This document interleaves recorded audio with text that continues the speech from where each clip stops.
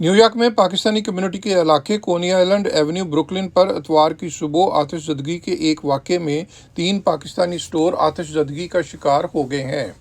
बताया गया है कि कोनी आइलैंड एवेन्यू और फॉस्टर एवेन्यू पर वाक़या halal fried chicken and pizza store, Gyro King और बार्बर शॉप के एरिया में अचानक आग भड़क उठी, जिसने यके बाद दीगरे तीनों स्टोरों और बिजनेसेस को अपनी लपेट में ले लिया।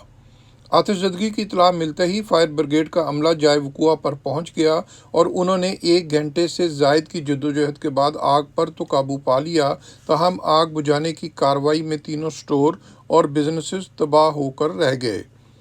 बताया गया है कि इतवार 7 नवंबर की सुबह जब आग लगी तो उस वक़्त हलाल fried chicken store, barber shop बंद थी, ताहम जायरो किंग जो कि 24 घंटे खुला रहता है वो खुला था।